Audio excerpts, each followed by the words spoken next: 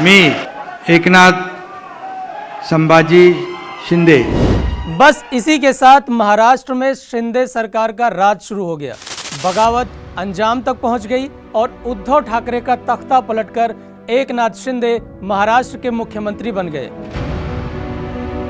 शिवसेना जिसका पर्याय ही मातोश्री रहा हो, वो पार्टी जिसके अस्तित्व की कल्पना कभी भी ठाकरे परिवार से अलग होकर नहीं की जा सकी, उसी शिवसेना में ठाकरे परिवार के खिलाफ शिंदे न सिर्फ खड़े हुए बल्कि ज्यादातर विधायकों को अपने साथ ले भी आए।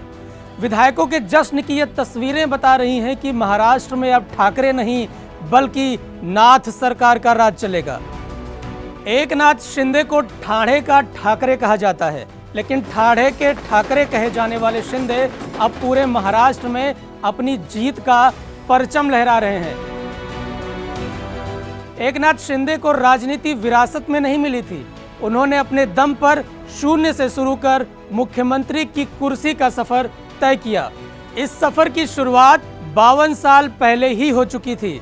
राजनीति में एंट्री लेने से पहले शिंदे ने कई काम किए। सबसे पहले एकनाथ शिंदे ने बियर बनाने वाली फैक्ट्री में काम किया। इसके बाद शिंदे ने घर चलाने के लिए ठाणे में ही ऑटो चलाने का काम किया।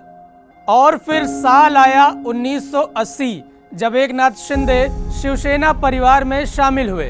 ये वो दौर था जब एकनाथ शिंदे ने राजनीति की दुनिया की तरफ अपना पहला कदम बढ़ाया था और उनका हाथ पकड़कर उन्हें सीढ़ी दर सीढ़ी आगे बढ़ाने का काम किया था उनके गुरु और शिवसेना के कद्दावर नेता रहे आनंद दिघे ने। एकनाथ शिंदे ने आनंद दिघे को अपना आदर्श माना, राजनीतिक गुरु माना और उनका सबसे बड़ा प्रमाण यह है कि जब साल 2019 में एकनाथ शिंदे जब मंत्री पद की शपथ ले रहे थे तो उन्होंने आनंद दिघे का नाम लेकर अपना शपथ लिया। शिवसेना प्रमुख बाळासाहेब ठाकरे यांना वंदन करून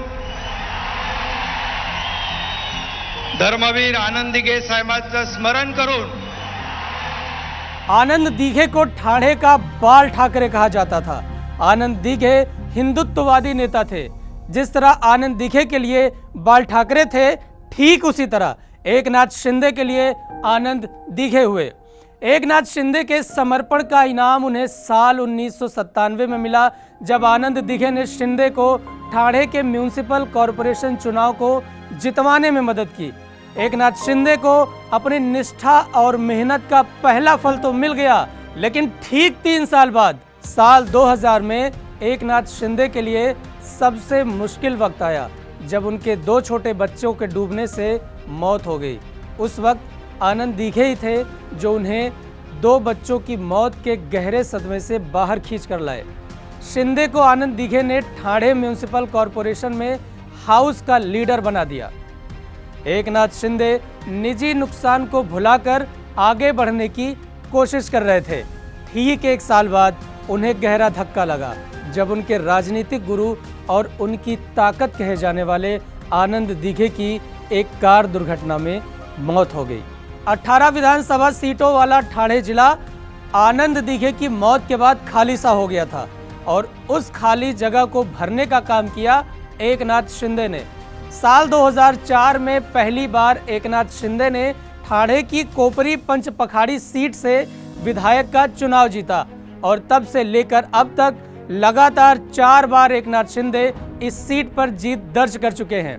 शून्य से शुरुआत कर उन्होंने अपने राजनीतिक वजूद को लोहे की तरह इस कदर मजबूत बना लिया, जिसके बाद मातोश्री से पूरे महाराष्ट्र पर राज करने वाले ठाकरे परिवार के खिलाफ ही बगावत का बिगुल बजा दिया।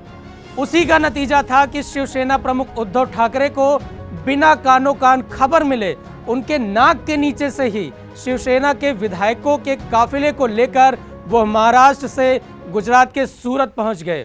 जिस शिवसेना के तले एकनाथ शिंदे ने अपने राजनीतिक सफर की शुरुआत की थी, उसी शिवसेना के वारिस या यूं कहें सर्वे सर्वा कहे जाने वाले उद्धव ठाकरे पर आरोप भी लगाया कि हिंदुत्व को आगे लेकर चलने वाली शिवसेना आज एनसीपी और कांग्रेस के तले काम कर रही है। उन्होंने बाल ठाकरे का जिक्र करते हुए कहा कि बाला साहब ने कहा था कि कुछ भी हो जाए, लेकिन वो नौबत नहीं आएगी जब हमें कांग्रेस के साथ गठबंधन करना पड़े। ही जी पंचकडी आहे ना, सोनिया गांधी, राहुल गांधी, प्रियंका वढेरा, नंतर तुमचा तो रॉबर्ट वढेरा, ही पंचकडी आज आमच्या देशावरची परदेशातली अवलादही सोनिया गांधी.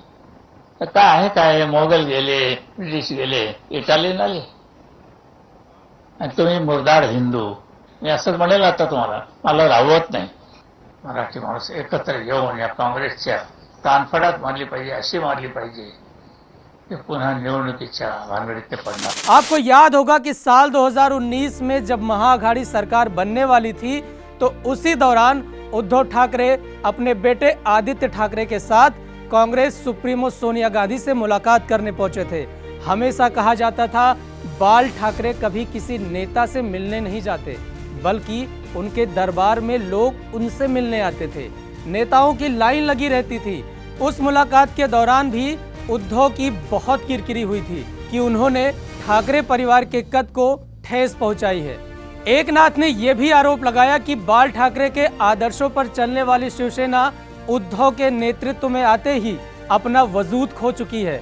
विधायक उनसे मुलाकात नहीं कर पाते थे, सिर्फ चंद लोग ही थे जो उनसे मिल पाते थे.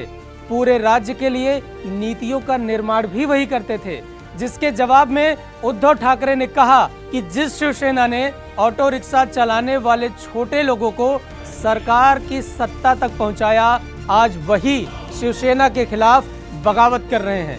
लेकिन उद्धव ठाकरे शायद भूल गए थे, राजनीति हमेशा अवसरों की ताक में रहती है. अगर जरूरत होती है तो तेजी से किए हुए वार की. ठाणे के ठाकरे कहे जाने वाले एकनाथ शिंदे की इस बगावत के बाद उद्धव ठाकरे ने मान मनौवल करना शुरू किया. यहां तक ये भी कह दिया कि अगर वो कहें तो मैं मुख्यमंत्री पद से भी इस्तीफा दे दूंगा. लेकिन तब तक बहुत देर हो चुकी थी, क्योंकि ये बगावत सिर्फ उद्धव ठाकरे से कुर्सी छीनने की नहीं, बल्कि तैयारी उनसे पूरी शिवसेना को छीन लेने की थी. और इस बगावत में शिंदे का सहारा बनी बीजेपी. ये वही बीजेपी थी जिसके झंडे तले उद्धव ठाकरे की शिवसेना ने विधानसभा का चुनाव लड़ा था. लेकिन सरकार बनने की जब बारी आई तो दशकों पुरानी दोस्ती, जिसकी शुरुआत उद्धव ठाकरे के पिता यानी बाल ठाकरे ने किया था, उस दोस्ती को उद्धव ठाकरे ने ताश के पत्तों की तरह ढहा दिया. इस बगावत ने बीजेपी को एक मौका फिर दिया राज्य में अपना मुख्यमंत्री बनाने का. लेकिन यहां बाजी फिर से पलटी, क्योंकि बाल ठाकरे की शिवसेना से बगावत कर निकलने वाले बागियों के साथ सरकार चला पाना इतना आसान काम भी नहीं था. इसलिए महाराष्ट्र बीजेपी के कद्दावर नेता और खुद महाराष्ट्र की कमान संभाल चुके पूर्व सीएम देवेंद्र फडणवीस ने प्रेस के सामने चौंकाने वाले अंदाज में जब कहा कि महाराष्ट्र का मुख्यमंत्री मैं नहीं बल्कि एकनाथ शिंदे होंगे, तो पहली बार में यह घोषणा किसी को हजम ही नहीं हुई. क्योंकि कहा जाता है ना कि राजनीति में कब क्या हो जाए किसी को नहीं पता होता. ये उसी का एक सटीक उदाहरण था. विधायकों की संख्या ज्यादा होने के बावजूद भी बीजेपी ने महाराष्ट्र में सीएम अपनी पार्टी का नहीं बल्कि बागियों के नेता एकनाथ शिंदे को बनाया. पूरे देश भर में यह माना जाने लगा कि बीजेपी ने क्या मास्टर स्ट्रोक खेला है. इस नई सरकार से बाहर रहने की घोषणा करने वाले फडणवीस को बीजेपी की केंद्रीय नेतृत्व के भारी दबाव के चलते राज्य के उप मुख्यमंत्री के तौर पर काम करने के लिए कहा गया, जिसे उन्हें भारी मन से स्वीकार भी करना पड़ा. एकनाथ शिंदे यही नहीं रुकने वाले थे. उनकी नजर अब शिवसेना के सिंबल पर थी. उन्होंने दावा किया था कि विधानसभा में शिवसेना के आधे से कहीं ज्यादा विधायकों का उन्हें समर्थन हासिल तो है, तो अब शिवसेना मातोश्री से नहीं बल्कि ठाणे के ठाकरे के नेतृत्व में काम करनी चाहिए. सतारा के एक गरीब परिवार का एक लड़का जिसने कभी मजदूरी की तो कभी ऑटो चलाया, आज उसके हाथ में महाराष्ट्र की पूरी बागडोर है. सतारा टू मुंबई वाया ठाणे का ये सफर सूरत, गुवाहाटी और गोवा के रास्ते फिर मुंबई पहुंचा. लेकिन इस बार शिवसेना के एकनाथ बनकर नहीं बल्कि महाराष्ट्र के एकनाथ बनकर लौटे हैं. अब देखने वाली बात होगी कि उद्धव ठाकरे की शिवसेना से बगावत करने वाले इन बागियों की सरकार अपने सेनापति एकनाथ शिंदे के नेतृत्व में महाराष्ट्र में बाल ठाकरे के आदर्शों को कितना पूरा कर पाएगी. इस वीडियो को देखकर आपकी क्या प्रतिक्रिया है हमें कमेंट बॉक्स में ज़रूर बताएं और एबीपी लाइव को सब्सक्राइब करें।